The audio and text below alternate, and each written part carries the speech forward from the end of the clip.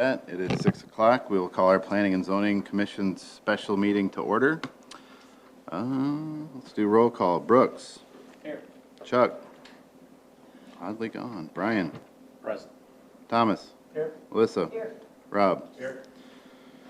All right. If I can get a motion to approve the agenda with the one item on it.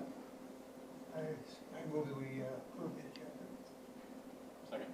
All in favor, say aye. Aye. Opposed, motion carries. Item number 4, can I get approval of the minutes for the September 15th regular meeting? Move to approve. Second. Motion is second. All in favor, say aye. Aye. Opposed, motion carries. Well, this is the time we allow for public comments, but since item number 6 is all public comments, if you would like to address the council now, you can. Otherwise, we'll get to there. Sound good? Perfect. All right, item number 6, Neighborhood Business District. Patrick. Would you like to start? Maybe with the example that you gave about going to that conference last week. I'll do a rolling start. Rolling start. So, Go for it. welcome to everyone.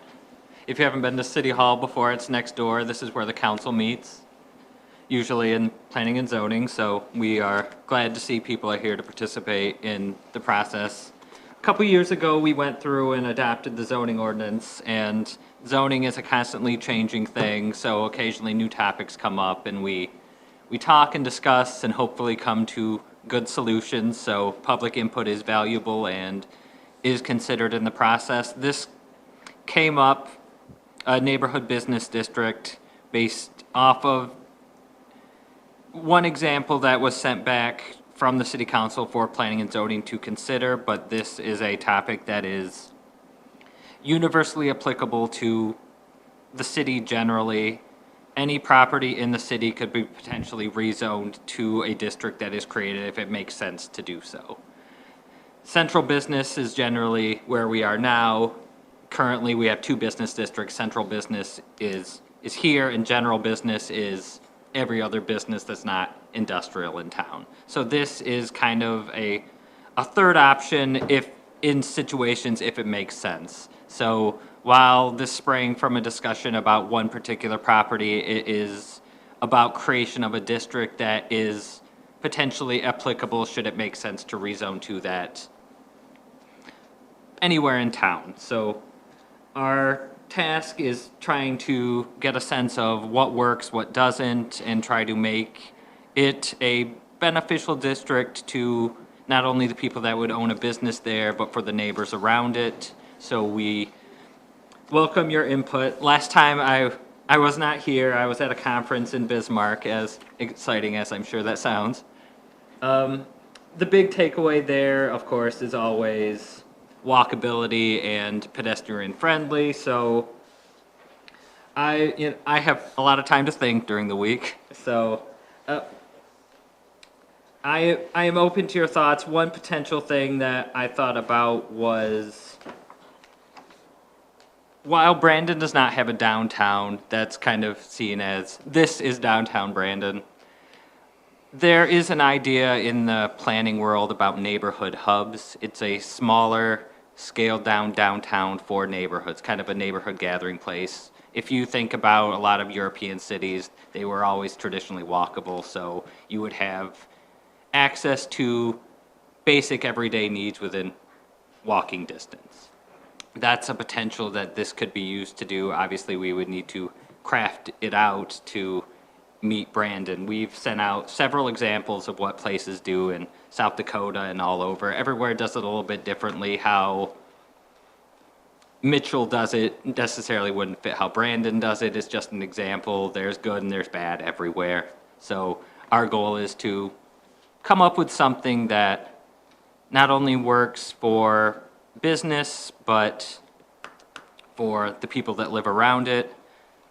there are the walkability concerns. One thing that I constantly hear about as development director, planner for the city is we need housing options, we need smaller business options, and we need a way to make it work in the city. One thing that constantly comes up is, say you have a more neighborhood-friendly business. One potential option is to have a situation where the operator of that business either lives above it or behind it.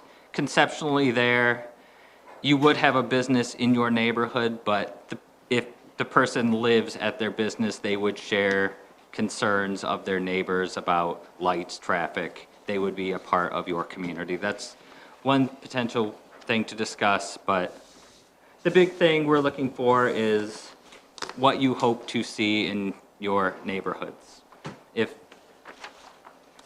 If what businesses do you think would work, what doesn't, does the concept work at all, that kind of thing. So we are open to your thoughts, and we will take note, and we will hopefully come up with a good solution together.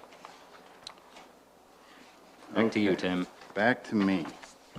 Well, that's hard to follow. I think what we'll do, since we left here with homework, and it appears as though, unfortunately, we had two members that weren't here the last time who didn't get an opportunity to do that. I think we should just go through, did everybody get this? Everybody see these lists? Yeah. And discuss, at least up here, what you think would fit in a district like this. I'm taking notes. I do have a limited copy. I do have, I think, 2 copies of each. So at the last meeting, they discussed and they thought about, we'll just brainstorm, go home, do some homework, and think about some uses that may work. So a few came up with those lists. I have limited copies of them behind here. If we'd like to pass them around so you can read along, we can do that as well. Okay?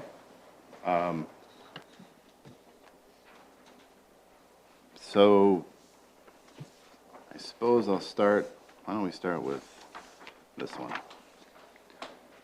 This one has hair shops.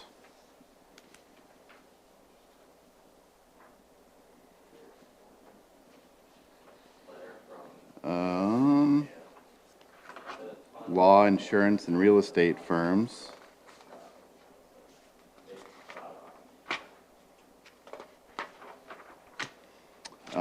Tattoo shop, financial services, medical and dental offices, vet clinic, floral shop, travel agency, jeweler, dance yoga studio, bookstore, smoke, tobacco shop, pharmacy, professional and business offices.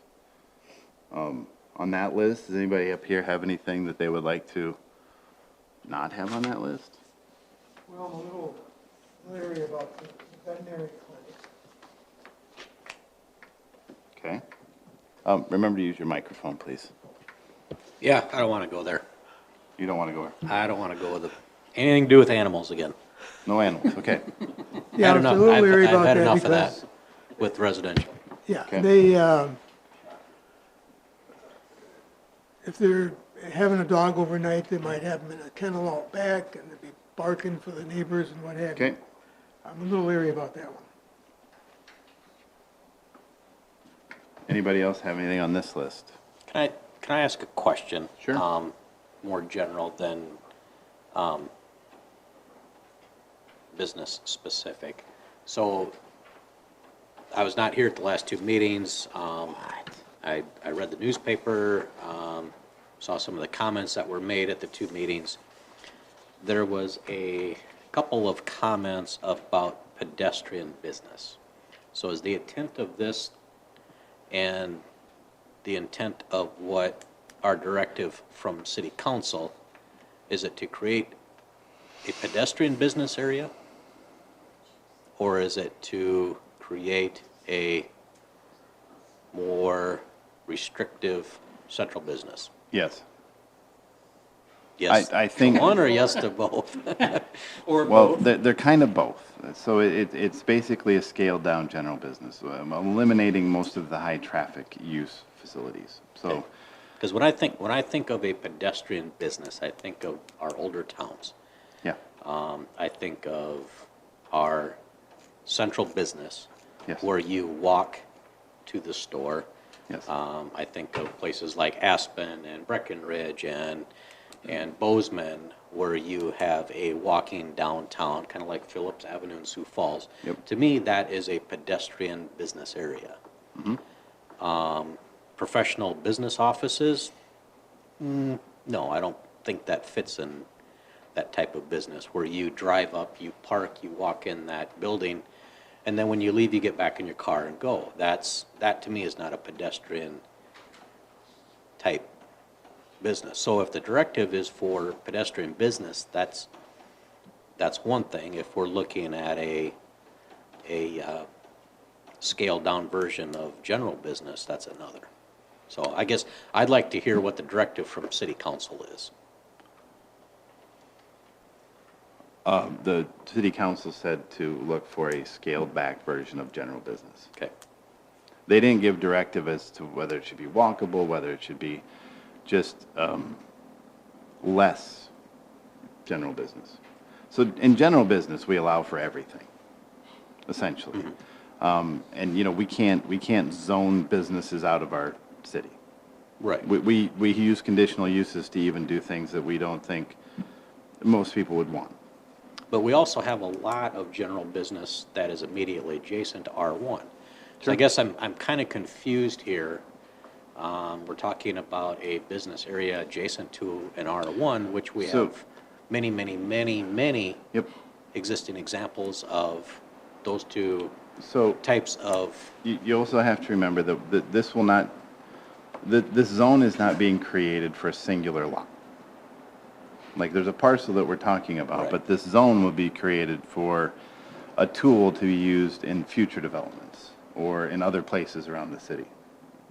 Right, so like Patrick said in his email, it would be to create like walkable mini downtown type places. What's in those? I don't know. We're going through the list right now. So, what do we think makes sense for an area like that? Now, when you talk about downtown Sioux Falls, there's law offices, accounting offices, and all those things exist in downtown Sioux Falls. Now, they have an existing downtown. I think of cities like, we have friends in Winona, we have a family in St. Paul, and you can drive through our residential area and you'll come across the intersection where there's, all four corners have businesses on them. And they've been there for however long the neighborhood's been there. So, I mean, it certainly is not like it's a concept that has never, ever existed before. right. You know, and now, in Winona, in one of those areas is Blado's Donuts, which is one of the more famous Minnesota donut shops. So, and it exists with houses all the way around it. So, I think the intent was to do something more along those lines. What you don't typically see on those situations is a gas station or, you know, something with a heavy vehicle use. Let's put it that way. Maybe restaurants with limited seating or a coffee shop with limited seating, but, you know, not a Walmart. If that makes any sense. But I've also seen a lot of situations where you have a gas station in a residential neighborhood on the intersection of two arterial streets, because those same people that are coming and going to work don't necessarily want to drive downtown to get gas on their way to and from work or Yep. to and from wherever they're going. So it's, you know, damned if you do, damned if you don't. We're kind of in a catch-22. These people want the convenience of these types of services as cities grow, but they don't want it next to their house. You know, they want it next to their neighbor's house, not their house. Okay, go ahead, Chuck. You gotta turn this off. I was just gonna say, so you read off the list. I'm okay crossing off the vet clinic, Okay, but the rest of the shops on there, I'm okay with that. I don't know what everybody else thinks, but I'm good. Well, one of the comments you had last week was to be specific And I, about them, and I tried. professional business offices Well, is kind of general. I did that, Tom, just because I thought there's a catch-all, because I can't begin to project what everybody's going to want to try to do. I mean, I don't know in the next 20 years what people do, so to Right. me, that was a broad catch-all thing. Patrick, is it within our rights to limit the size of the facility? Some places do. The more one approach you could take would be if it is less than a certain size, if it's a particular business less than a certain size, it is permitted. If it's larger, it becomes conditional, or you could potentially limit, you could set a maximum lot size that would impact the building. A lot size that would impact the building, what If about, if the lot's a maximum size, you can only get so much building on it.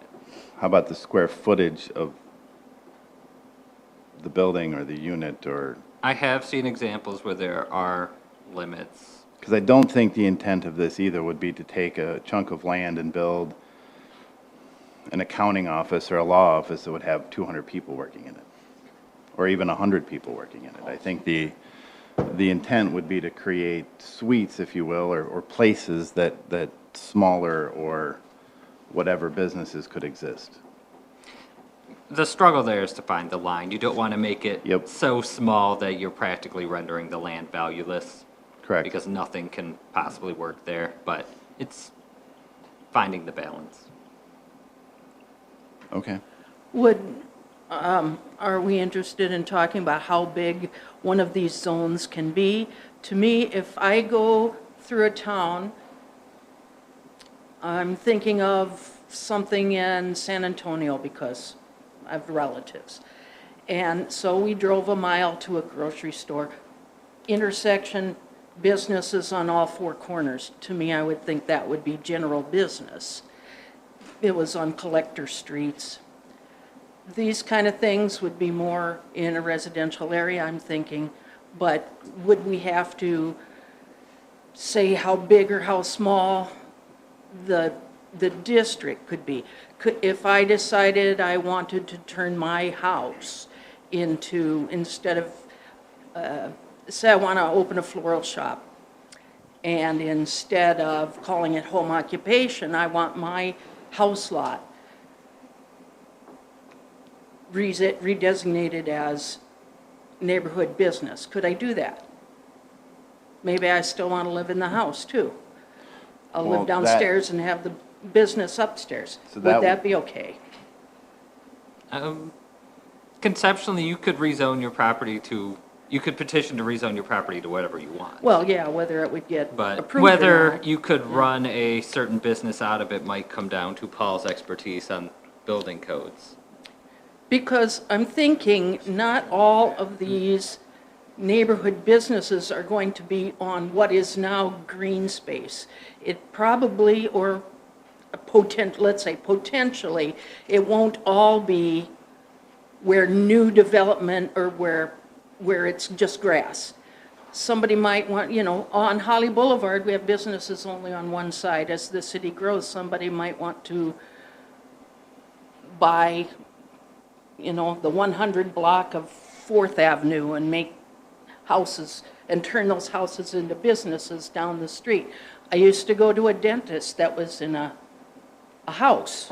They turned a house into, there's one street in St. Paul where it's 2-3 blocks of houses. And there's a coffee shop and a place where you can go in and find your family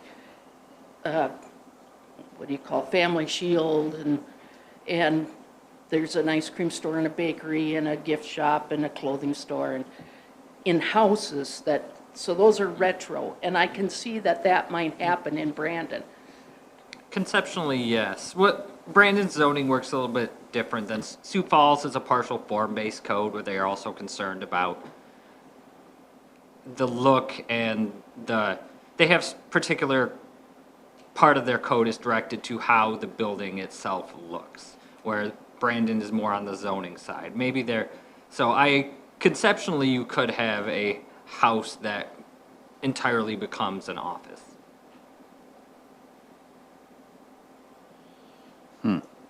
And when we think about neighborhood zoning districts, should we keep that in mind because it might happen? We might get requests for it.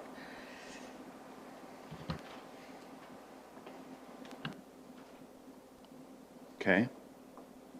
They would have to go through a rezone process, Exactly. just like any rezone. Right, Just like an empty lot would. yep. Yep. Okay, anybody else up here? Any other comments on any of these lists? You want me to go through them all, or? I guess in my mind,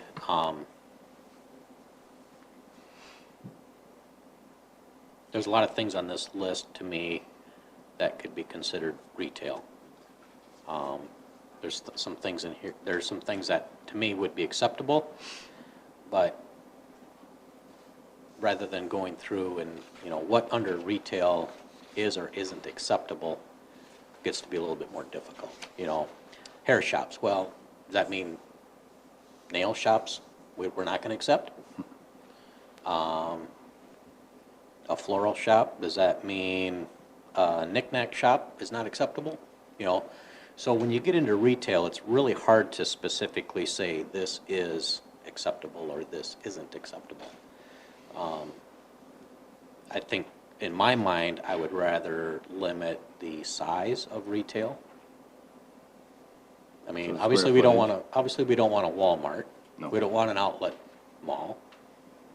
But do we want smaller scale retail? That to me would be acceptable. But I think to specifically say what is or is not acceptable is going to be really hard to put that list together. It would require, except for the two things. One, you can limit the size. Two, you can designate specific businesses, and that does eliminate others from coming. Right. Like I said, we can't zone them out of the town, but we've given them general business to be in. So we haven't. We can't eliminate billboards from the city of Brandon, but we can certainly limit the size, and we can certainly limit the distances between them. But by saying what's in here is you're getting very, very, very specific. Yep. But we you're can't. eliminating a lot of things that would be acceptable.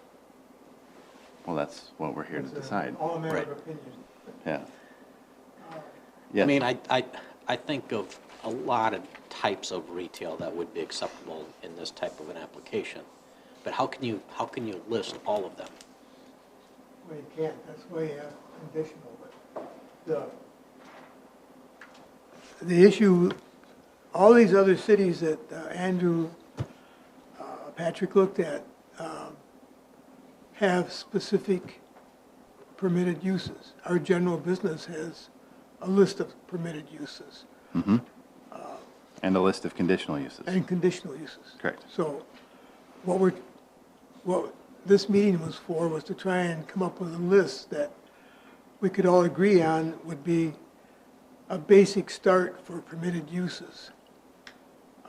There are certain issues that we came across last week that the people said they didn't want in their neighborhood, gas stations being one of them, adult bookstores, different ones that they didn't want. But there are a lot of ones that they would be okay with. And Brian Reed asked us to come up with a list. So That's where the list comes we from. did. Yes. So somebody I- wants to come in and sell artwork. Sure. That's not on our list. Can't do it. It'd be an Well, it could be. I think everybody'd be okay with it, but because it's not on our list, they wouldn't be able to do it. But we can put it there. You just keep coming up with ideas, and One thing to potentially mention is section 15-2-1A1. That's with a lot the of exception numbers. as well. Basically, it gives the 15 to- authorized official of what? in the zoning ordinance. Of the current ordinance? Yes. Okay. It's on page 4 of the ordinance. It says basically a lot shall be used for permitted and conditional uses specified in the district. The exception to that is it gives the authorized official, which, as far as I know, is me. That person may determine that a proposed principal land use, while not specifically classified within the zoning district as a listed permitted or conditional use, I could make the determination that it is sufficiently similar to another list, something on that list, that it be treated the same, and that would consider its generation of traffic, congestion, noise, odors, dust, litter, and other effects. Okay. So that's potentially just something to mention. But Because to be very honest, I don't think in our current zoning, we've thought of every business that could possibly exist. when we wrote that, I did try to think of a kind of a pressure release valve for, you can't possibly think of everything, whether that is sufficient or we need to tweak that language. But that is what we have that may be applicable. Okay? I'm not sure if I'm agreeing with you, Brian, or not. I'm not sure if I'm understanding everything you're saying, but I think what I'm hearing you say, or what I'm feeling, is that I would really like to define the character of such a zoning designation before I decide what should go in it. By making a list of what businesses should go in it, to me, it feels like buying a pair of shoes before deciding what size before knowing what size I wear. To me, it feels like that. Can you do it? Sure. Is it going to work for you? Maybe, maybe not. I would like to talk about what kind of character, because presumably we're going to have more than one of these in town. So sure, I can think this one plot that has come before us, I can think what's best for that one plot, but it doesn't necessarily inform me what might be best for this if it comes up in other parts of town. So And you would so- like to define size and scope before you define types of businesses? General down to specific, yeah. I would like, what kind of character do we want in these kind of places? Walkability, does that mean we're going to have different parking regulations than usual? If somebody buys my whole block, says I'm going to make it into a business, and we're going to have a little shop where all neighbors can buy bread and milk, and we're going to have, like, if it was my block, there'd be a coffee shop and an ice cream shop and a gyros place that would have a little grocery in it that I could buy my tikka masala sauce and my, that kind of, that would be on my, but Tikka what? tikka masala sauce, you eat it over basmati rice, but it's really good. And my naan, Okay. which isn't necessarily Mediterranean, but you get the idea. It's what I like. Is that specific enough for you? And my dentist would be right there, and my hairdresser would be right there, and the pharmacy would be right there, so it could just be across the street. That would be great for me, Okay. And maybe somebody who makes prepared dinners that you just buy and bring it home, put it in the oven. That would be perfect, Okay. And, I don't want to cook tonight, just walk across the street and get that. So you wouldn't need a lot of parking, it's for the neighborhood, so that's really going to inform us of what kind of regulations we're going to have as far as curb cuts and parking and things like that. I'd really like to, I would really like to talk about what would the character of these kind of places be before I get into such specific things as what should be in them. But, Okay. but I'm Any thoughts flexible, on I that work up anyway, here? yeah. I agree in that, because I think when I was Sorry.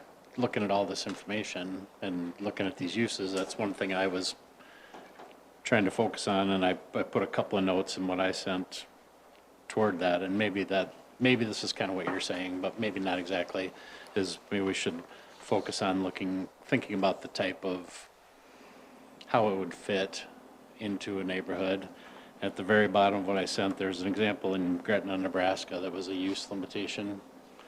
And it just talked about how it would fit into a residential neighborhood. When adjacent to residential, no parking or drives or signs within 15 feet of such residential district. Permanent screening to minimize impacts on residential property. Exterior lighting fixtures should be shaded so that no direct light is cast on any residence, things like that. You know, first think about that, but there are other examples, like in Rapid City example, there was, I think it was actually under the conditional uses, but it was talking about food establishments that prepare food for takeout by customers and or for delivery. And then it said, food consumption on premises shall be permitted, provided the customer seating area does not exceed 749 square feet. It kind of drives to a smaller type business that's, because to me, in my opinion, that's what we're trying to think of here, or at least I am, is something that's generally suited to serving the area around it. It's not going to be specific in every case. And walkability's been discussed or brought up as a term, but I think we also talked a little bit more about maybe encouraging shared parking. So, I mean, you're not going to have it with no parking, but encourage shared parking so there's not so much,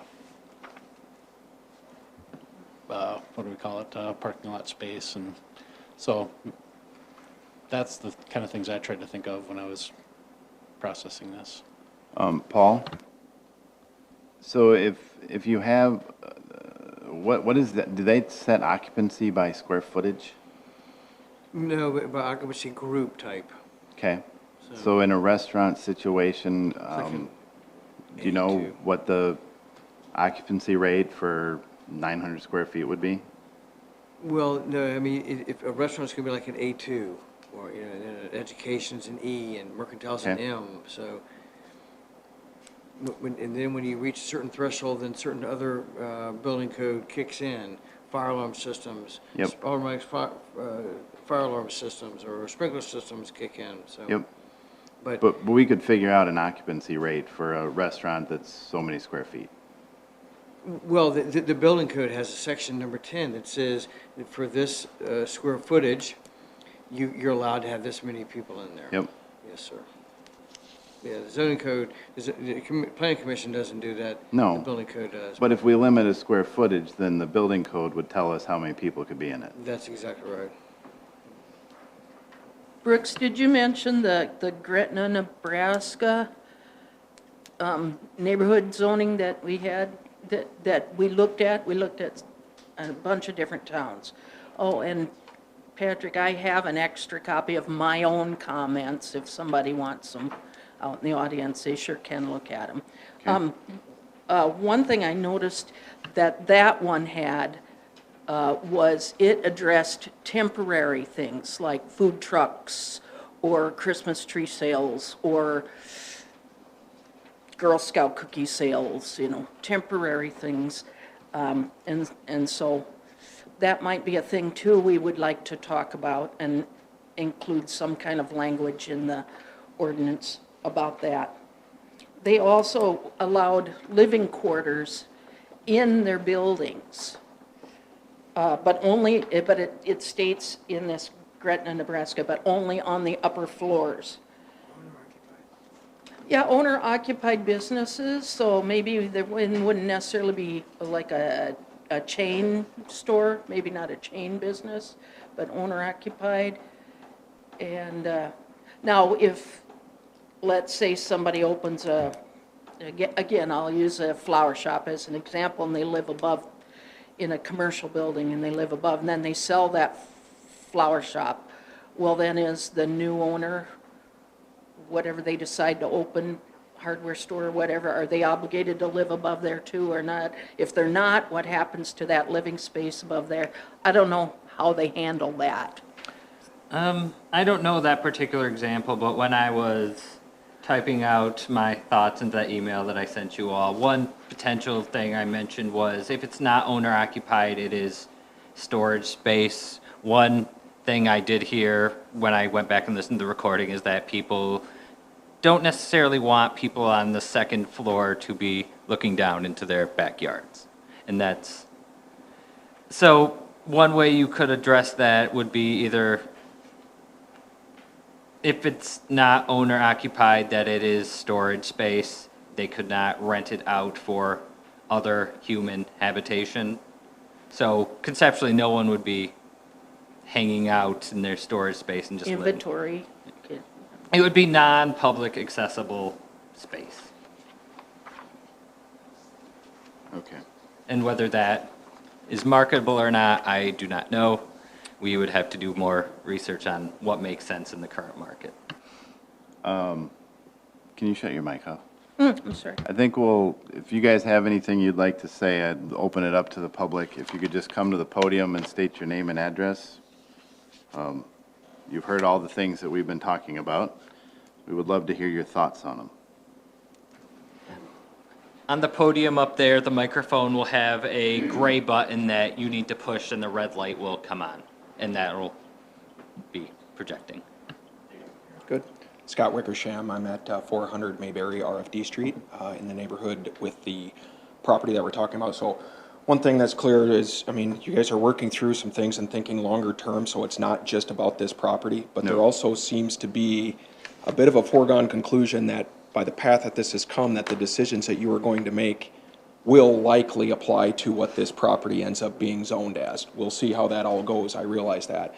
Some things to think about, I think Brian's got a good point in how you define all the properties for the future, and you've got a good point.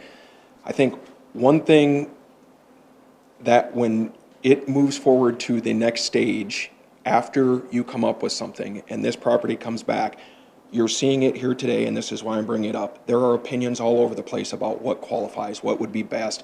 I'd personally like a place that makes, great caramel rolls from 5 to 8 on the weekends and the mornings to go enjoy. Everybody's going to have their own opinions.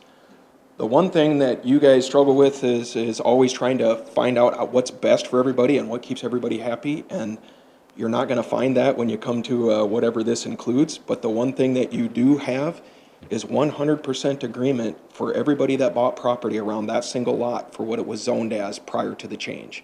That's one thing you have agreement on. You're never going to find agreement on whatever you might change it to as you go forward.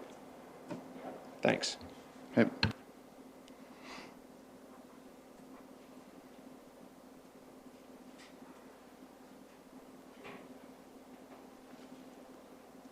Howdy. Hello, Matt Will, 413 North Pascal Flower Trail. Sounds like a pretty rough neighborhood, I know. But yeah, we're also very close to that property, and I guess I missed a memo somewhere. Has this already been rezoned as business, or? Nope. Because we haven't talked at all about the residential piece of things, and that is as residential as you can get. I mean, it's surrounded by residents, and commercial is across the street. When we moved here a year ago, totally comfortable with that, but I don't know what makes that any less residential. When you're talking about it has to make sense. It doesn't make sense to put a business in that area. A couple other things that you take into consideration. You talked about owner occupancy, and we talked about, having apartments above that. But I mean, I'm from Nebraska. I know Gretna very well. I was part of the Exarban piece when, all that got rezoned. We talked about, with the owner occupancy, I've been to a lot of those businesses where all of a sudden that rent is like $300 or $400 just to have some additional rent for those owners. So I would definitely be opposed to anything above businesses if that's what we want to do. But again, it doesn't make sense to me. It feels residential because it is residential.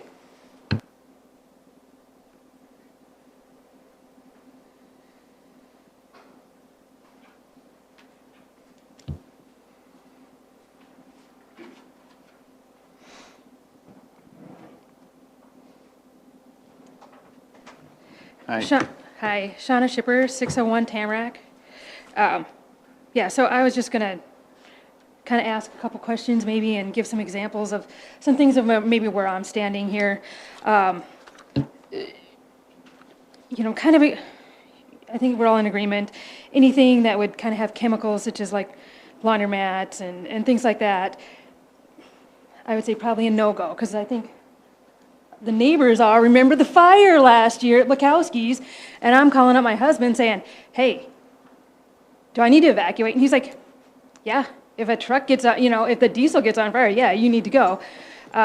So I'm thinking like, we'd want a little more generous setbacks in case fire trucks have to, get in and things like that. Because they shut off Breadwood for quite a while for that fire. And if it's going to be more walkable, can we dictate that there's going to be more green space, which would cut down on some of that stuff? Those are things that I'm thinking about. And my question, maybe for Patrick, so it says that they have to have a 6-foot fence or a wall or a berm, but when does that get done? And here's my example. My friend's folks had, this brilliant idea of this city, smaller town. They said, let's put a plaza in your backyard. And they said, no. And the builder says, no, we'll do it. Oh, we'll be so great. And we'll put up a 6-foot fence. That was 10 years ago. So every morning, they're getting deliveries to their bakery at 4 in the morning, and they're hearing the trucks, and they're hearing the air brakes, and they're hearing all of this stuff. So, when in this process is the fence or berm or shrubbery? Is it going to be shrubs that's going to be 20 years before they grow, or what? Some of these things. When? Is there any? When is that? Before the certificate of occupancy is issued, before the fall inspection is issued. Okay, so then that has to be. That would be. Satisfied? That's a requirement, so Okay. that would be before the final inspection is approved. Okay, all right, thank you. And we already have, for our other districts, regulations about trees, berms, shrubbery. Yes. Yeah, and also we already have in some of our other districts, like the taller the building, the farther away from the lot line has to be. But it's So still. that's the kind of like, thing that we might. If there's a fire, then we still, how does, now there's a 6-foot fence between me and them. How does the fire department get in there? That's Well, why I'm asking we- for. They get in there. For a little more generous Yeah, setbacks. with that, 'cause this is those gonna are the be a- kinds of things we always talk about, so. Okay, Yeah. okay.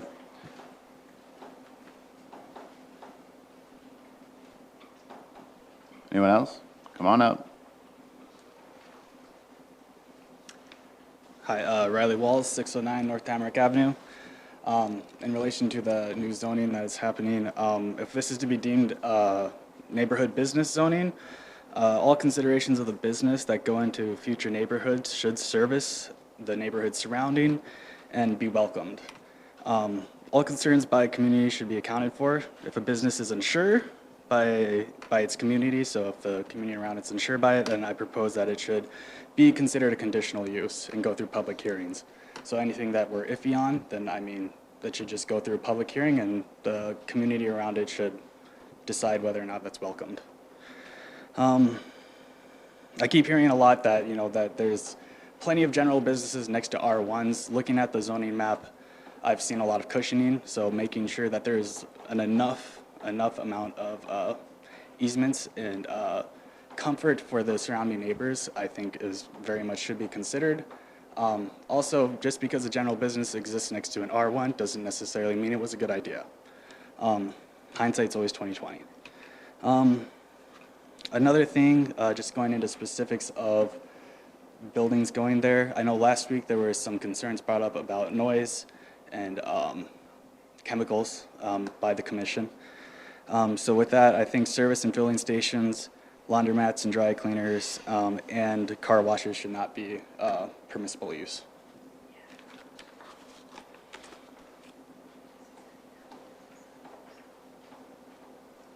Okay.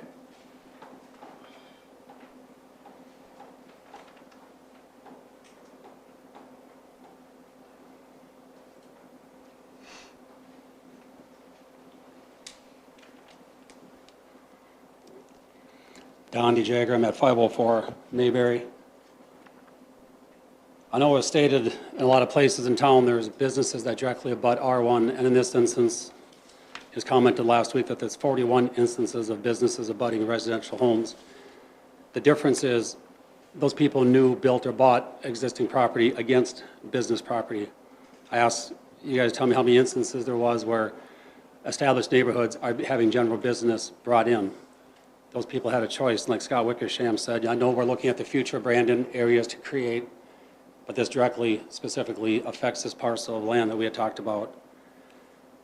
My opinion would be that for a neighborhood business, and I'd asked this last week, I know there's ordinances on amount of greenery and amount of trees.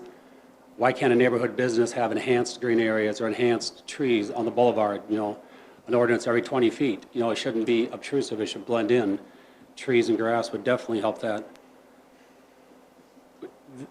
Last week we talked a little bit about noise, and noise includes light, you know, it wasn't just sound, smells from businesses, traffic. In this particular plat that you're talking about, one entrance exit off Redwood instead of coming on to Narrow Street. You know, you talked about shared parking, limiting that aspect of it. The houses that directly abut this place on the east side, you know, there was some argument last week about 2 stories, and a 2-story home is a lot different than a long 2-story business as far as obscuring the landscape. And to have 6 or 7 offices looking directly down on you, to me that's a big difference. It needs to be smaller in scope. I do like talks about small shops, square footage, limiting seating. You know, those are all great starts. You know, a lot of us aren't completely against, you know, having the businesses there, and you guys go in the right direction as far as having the, you know, the right businesses there. I just would like to see a little more concessions made for us accepting this where we're already established versus a new plat of ground where this is all set in. You know, the rules I know are going to apply to both, but if we can do it correctly, I think we can hopefully come to consensus. Thank you. Yep.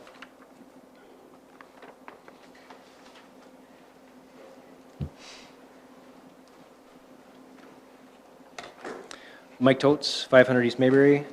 One question I have for you is what guidance do you have for rezoning something that's currently zoned to rezoning to a higher use? So from R1 to R2 to R3 to commercial. And the reason I say that, between the property that we're talking about and the property directly to the west of that, planning and zoning has approved it to go from R1 to R2, R1 to R3, and R1 to commercial. And thankfully, so far, the city council's denied all of those. But what guidance do you have, other than just sitting back, looking at a piece of property that you think, oh, you know, this could be used differently? Because as a homeowner, when I bought my property and I saw that it was zoned R1, I thought that I knew what those uses were. But if you come and change that, what do I have as a homeowner to look at as far as what guidance you might have? You know, why would I think that a piece of property that's zoned R1 would become commercial? I know that my neighbor can only put up so big of a garden shed or whatever because of ordinances. I know how big of a fence he can have because of ordinances. I know that he can have a home business, but he can't have an auto repair shop in his garage. You know, I know what people can do with their property by looking at ordinances, but I'm at a loss at what you're looking at when you go from R1 to something else. And if we're looking at a neighborhood business district, is that going to be something where you're going to be just saying, oh, this is what it's intended for. It's to go right next to your house. It will be all okay. When I look around town and I see a tire shop 20 feet from someone's fence, and I see a kennel with no buffer between a counselor's office. I see these things, and I don't know what might fall through the cracks. Like you said, you can't outline every business that might go in there. I tell my kids all the time, you don't know what you're going to do when you grow up. The business, whatever you do, it probably hasn't been created yet. So you're trying to figure out what businesses are going to go in here when some of those businesses aren't even created yet. And that's a hurdle that I respect. But when I bought my property next to R1, I didn't think that was going to be a hurdle that I would have to look at. So that's what I want you to think about in this process. What are you looking at for criteria? Do you have like something that a homeowner can look at when they're looking at buying a house next to vacant land? Oh, this could change if it meets this criteria. If it's a property that's in transition, if it's this, or this. Because that's not the situation in the lot that we're talking about here. It's not in transition. The property directly to the west of it, the twin of this property, is being built up right now as R1. It's surrounded by R1. There's no, so my question is, what's your thought process, and how could I, as a homeowner, be more confident when I'm buying property next to zoned property, what that intended use is going to be? Because I thought the intended use was R1. So in this neighborhood business district, if you put it into residential properties, I would hope that you do it into new developments, but I understand that you have areas that might be in transition, get older homes, and those businesses, you know, you see it in bigger cities all the time where the business district expands into residential. Things that I would consider when you're backing up to current residential would be light pollution, noise pollution, height pollution, smell. Green space is very important, especially, well, anytime green space is important, but if you're backing up to residential, that green space should match residential.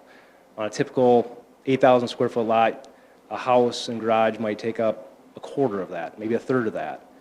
Well, on a commercial, you probably wouldn't do that same ratio, but maybe flip it around. Maybe a quarter to a third of that should be left to green space, so that it helps complement that neighborhood feel. No automotive services. You know, automotive services can be pretty broad, but I don't want some guy putting mufflers in his shop and trying to test them out once in a while, you know. Car washes, you got industrial vacuum cleaners, things like that. So no automotive services, that's pretty broad, and I don't know if you put in your ordinance as much what shouldn't be there as you do what can go there, but certainly noise is a concern. Anyway, thank you. I know you guys have a hurdle.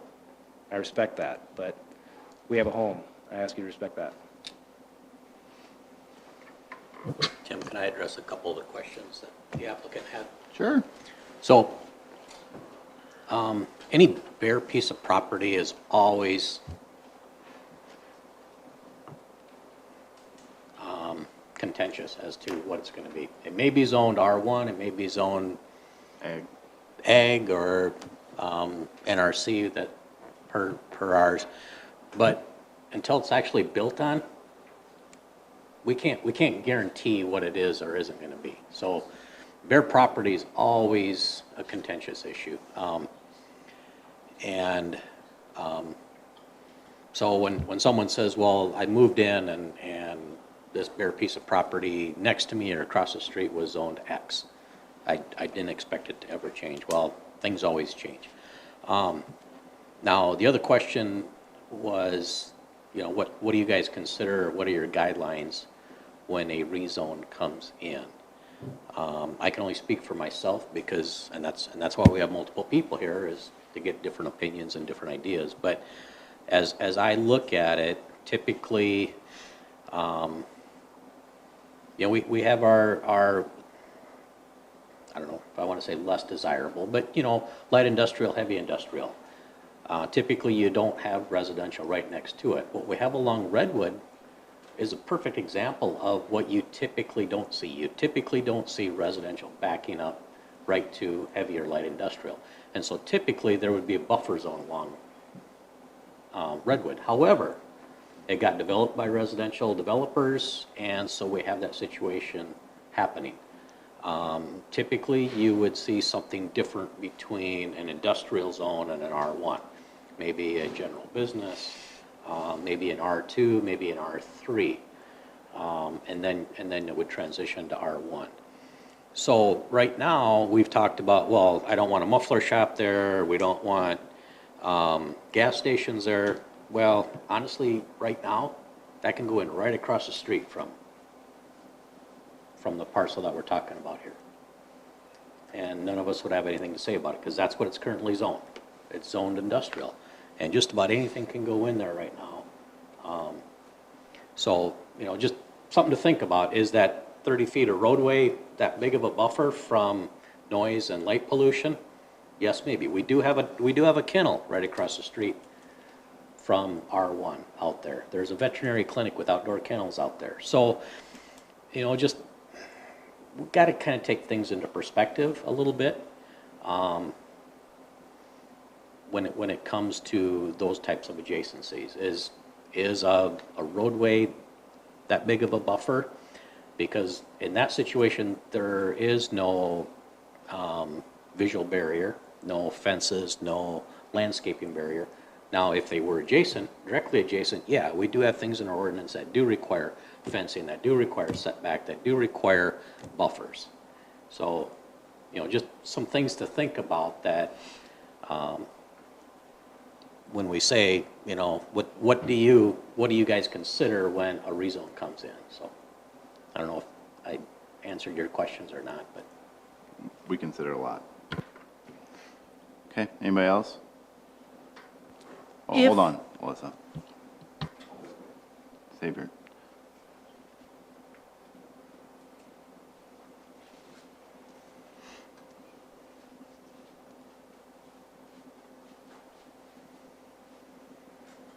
Linda Crisp, 516 Morning Rain. You're talking about things to be considered in thinking about the rezoning, and I can only refer to the piece of property that I live nearby, in that it has unique circumstances. This neighborhood was designed with narrower roads to accommodate alley access for our vehicles, and so if you're looking at businesses that require high traffic density, I find that a problem. If you have cars parked on either side of the road, only one vehicle can pass through. I know that Pasquale is a wider road. It sits with a stop sign, but you know what society is like today. Nobody has patience. If they can figure out that they can shoot around Morning Rain, Sunday Drive, to get out quicker, they're going to try and do it to avoid stop sign. And again, you're putting extra traffic on narrower roads that I think needs to be taken into consideration as well when you think about businesses that require high-density traffic. So, thank you. Yep.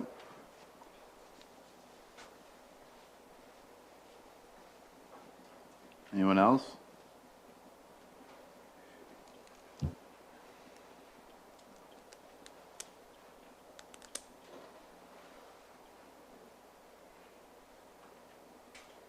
No? Any thoughts? No? Okay. Commission? Rob, can you go shut that microphone off? Thank you. Okay, any other thoughts up here? Would the Planning and Zoning Commission still want to go ahead with a neighborhood business district, even if we end up voting this particular, even if we end up voting no on this particular rezoning request? Yes. I say yes. Yes. Do you guys? Yeah. Yeah. Yeah. Yeah. I mean, the whole premise of this is not, we don't rewrite a zoning ordinance for one lot. We don't create a zoning district for a singular lot. We use it as a tool so that the rest of the city can use it. Yeah, I agree. Yeah. And I think there will be a need for it in the future, especially as Brandon gets bigger. I can see maybe on the east side of the golf course, there's no business over there yet. There's a lot of people who are going to be, who already and who are going to be living over there. I think it's a perfect example, though, of why we should approve something like this tonight for this particular spot for, as we go forward to the east.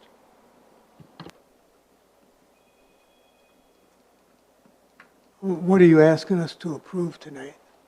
We can't prove anything. Well, I think, Thomas, we've had some suggestions on specifics. I think if we want to approve those, we could. I'm not real sure if we keep debating what we're going to come up to. So Patrick, question for you.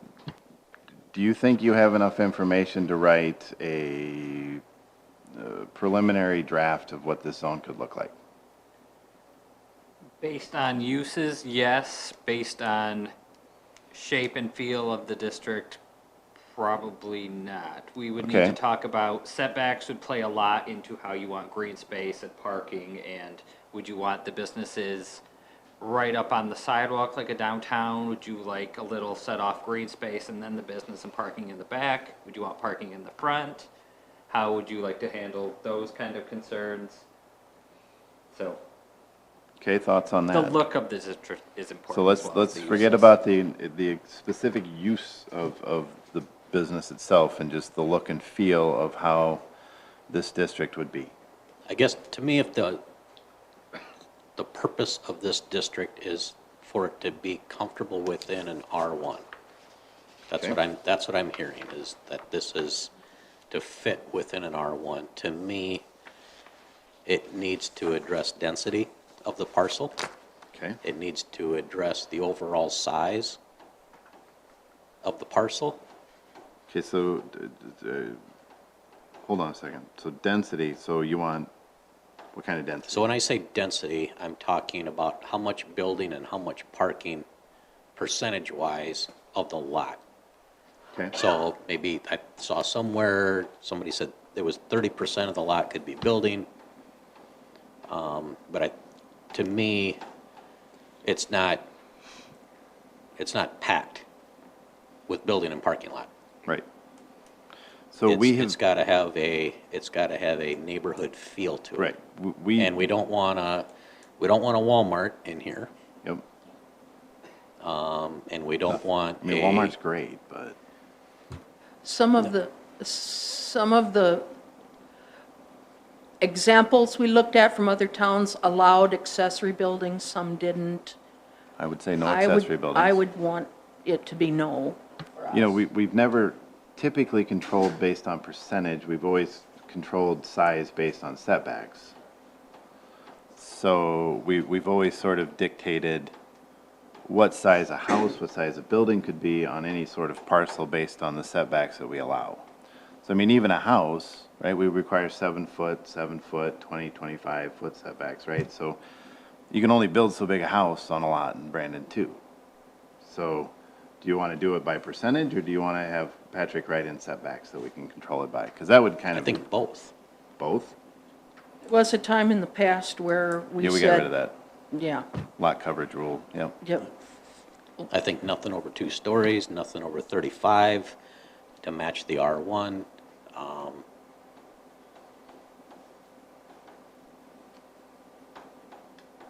I think absolutely no less than the setbacks that are established for an R1.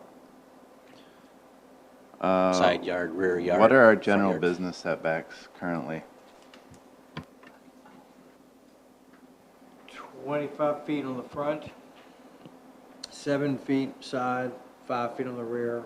So we'd want to increase the rear yard setback, To 20, because that's what a rear yard and a 25, 20, yep. And 45 feet maximum height. So we would limit maximum height. We would increase the setbacks to at least mirror R1. And I'm not sure why you would allow an accessory building. I wouldn't. I would not want accessory. What town was that? I'll find it for you. It doesn't matter, but I don't know why we would allow it. Yeah. We don't live there. There's also an example in there that Mitchell? says no accessory buildings. Yeah, we don't live in So, I mean, that's more, yeah. I have a question, a kind of a point of order question. The question the rezoning request that came to us was for commercial. So we can't vote on it tonight because it's not on the agenda, but at our next regular meeting, if we vote on it, it sounds to me What? like So we there- would prefer it to be a neighborhood residential or neighborhood business, not a commercial zoning. Well, so this board approved a general business, That's right, yeah. and the city council denied it, Send it back to us. and sent it back with instructions to create a new zone. So we wouldn't be able to, if we wanted to rezone this particular parcel, First of all, the applicant would have to ask for the rezone. okay, the applicant would have to ask for the rezone, we'd have to have, A rezone hearing. but we'd have to have a neighborhood business zone, Yeah, we don't have that yet. we'd have to have that in existence already. Yes, Now, and that takes Patrick, can you give a us lot some kind time. of idea how the time frame of that? So Patrick has if to you write. really bust He it types fast, along, though. the process is once you have a draft, planning and zoning would hold a public hearing. You have to have 10 days' notice on a public hearing. Planning and zoning would either recommend adoption or not of the ordinance creating the district. And then that would go to the city council, and that requires a 10-day notice, public hearing. And that requires a second reading, that is 5 days apart from the first reading, public hearing. Then if they choose to adopt, there's a 20-day period where anyone, if you can get 5% of people in the city of Brandon, state law is 5%, you can refer something to a public vote rather than an adoption by the council. So assuming it doesn't get referred, 20 days to become effective, then you have to publish it twice because it's planning and zoning. So then, once that finally gets into effect, papers published once a week, so then you wait 2 weeks after the 20 days and after all that, then that is finally able to be rezoned into. So then you would basically do that exact length of time to change the property through a rezone, because it is an amendment to the zoning map. So a few months before that zone might. It takes quite a while. And then the request would have to come in from the property owner, and then we'd.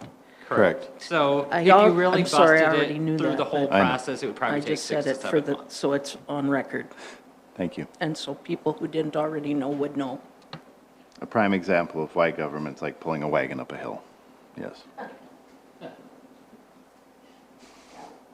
Although it does keep us from making rash decisions. Yes. Absolutely. Okay, any, Would this group consider? hold on, sorry. I hate this I know. new microphone system. Eh. Would this group consider a maximum lot size for this? That was a question of mine, minimum or maximum.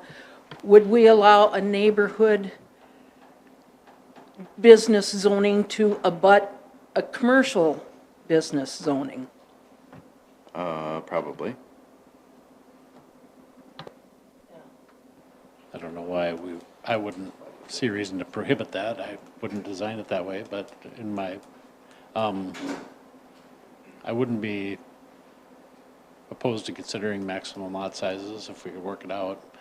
But I do think that we need to look at, we talked about setbacks a little bit, but also talking about protecting the border between the actual R1 if it abuts that. And I would just refer back to that Gretna example at the end of that with the use limitations to, I think there should be some specific rules to protect that border. And then out from that, it can be more open in my, but it, just to say it again, that Gretna example said, no parking, drive signs located in with 15 feet of such district. That was something in the, I know it was just a concept drawing, but that was something that was discussed before because that drawing had parking on the very back edge by the backyards of the thing. So that's something I think we should keep in mind too. So, yeah.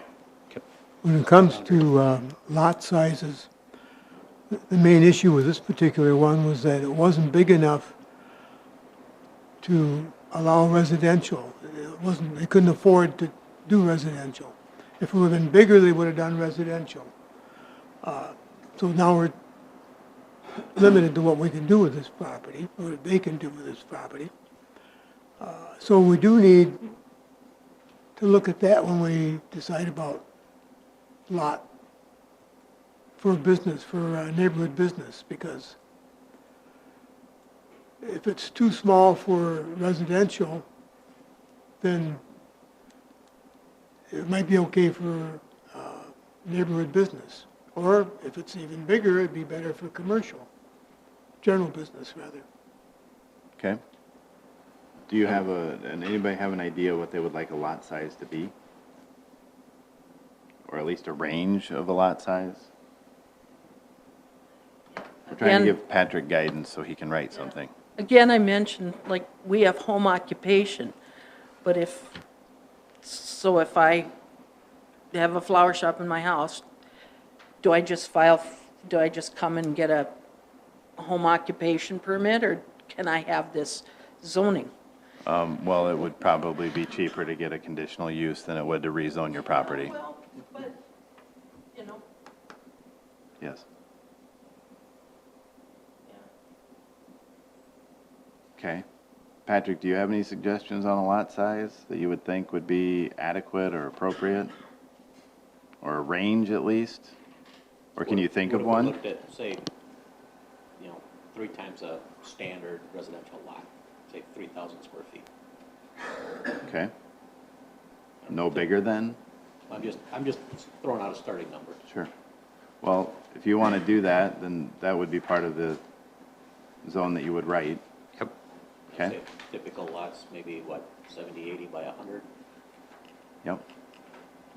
times 3. an acre. Okay. One potential question, so signage is going to be big for businesses, but probably not such a hot topic for residential. Freestanding signs would be very visible residentially. How, We could probably eliminate freestanding. I think. how do we want to address parking? Parking is going to be a big, we can work on ways to reduce the number of spots, but the location of parking is going to be Well, important. we do have uses we have uses in R1 that have large parking lots. We allow churches, we allow schools, but those need to fall within the setbacks of an R1. And I don't think any of those types of applications are obtrusive to anybody in the city of Brandon. So I think if we stay with those same setbacks for this application that we have for an R1. So you can't park in the setback. Right. So if it's 7, 25, 20, parking lot has to be that far off of the, but, we just talked about the shared parking that we just talked about at the last meeting. We could figure out a way to encourage that in these, I don't know exactly how yet, but. I'm just trying to think from a walkability perspective. If that is a goal, does it make sense to have parking in the front at all? Because conceptually, if you're walking there, then you would have to cross the parking lot to get to it. Does that make sense? I think if I was gonna open a business, whether it was in general business or neighborhood business or wherever, I would wanna have parking out front. Now, I think we can say that there shouldn't be any parking along the residential fence line,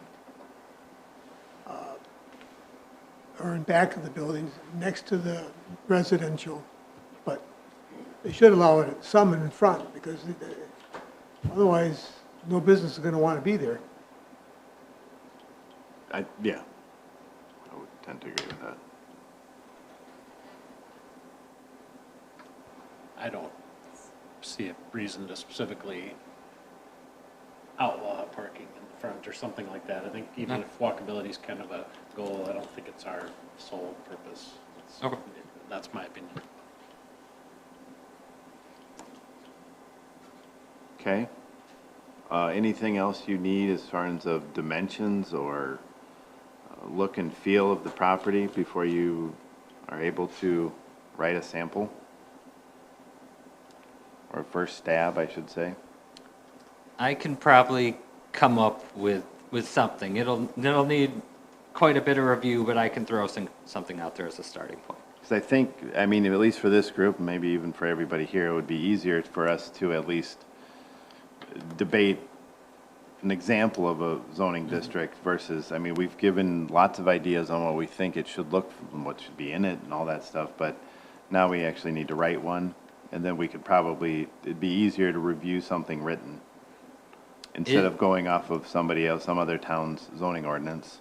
I would much rather have one of ours that we can start to review. Do we want to address uses that might be okay with a conditional use? No, No? I want to eliminate the conditional uses out of this zone, if we Altogether? can.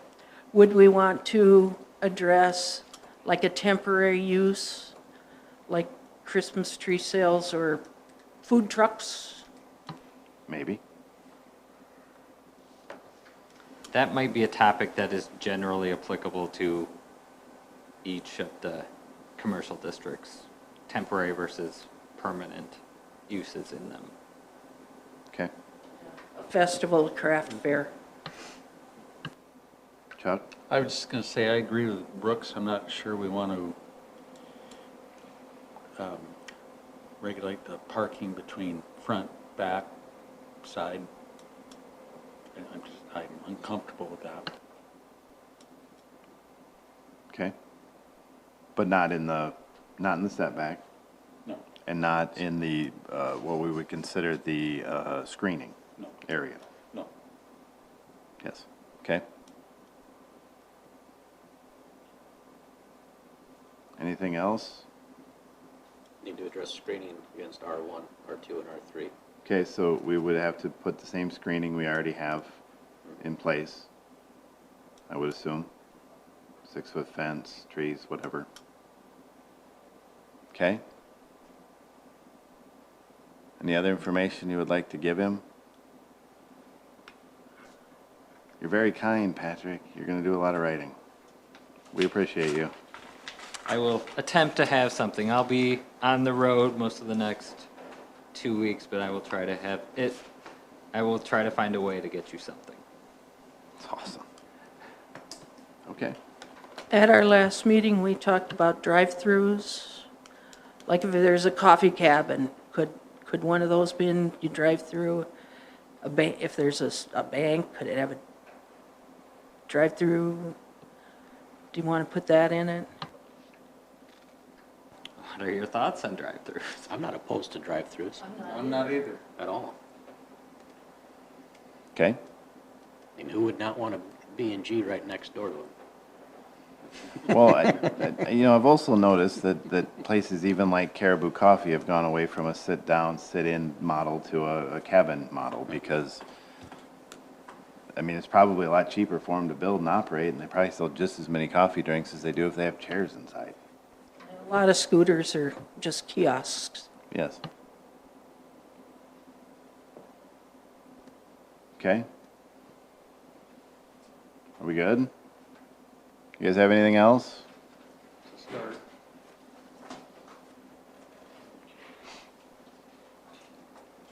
Just the reason why we were concerned about the drive-through was we're not trying to pull a lot of traffic in, and scooters and those places, they get pretty good traffic times, and again, certain areas, streets aren't, where this would probably go, aren't going to be in areas where you're going to have general business roads, where you're going to have big roads, right? So that's kind of where you're trying to put it. So we're not really trying to pull a lot of traffic in. That was kind of the opposition to the drive-through thing, so.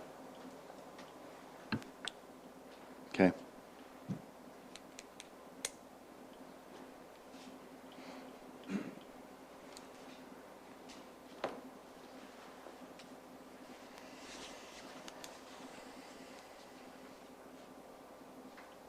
The only other consideration I'd like to address would be for neighborhood businesses hours of operation. Like you just stayed like a B&G, it's 9 o'clock at night, and I've seen line all the way down the road waiting to get in because it's packed.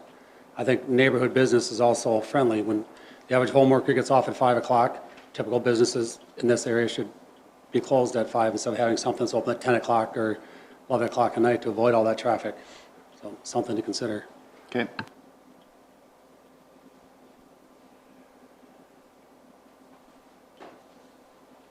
Anyone else? Anybody else on the commission? Patrick? You're good? I think so. Well, hearing nothing else, I would entertain a motion to adjourn. So moved. Motion is second to adjourn. All in favor, say aye. Aye. We are adjourned at 7:21.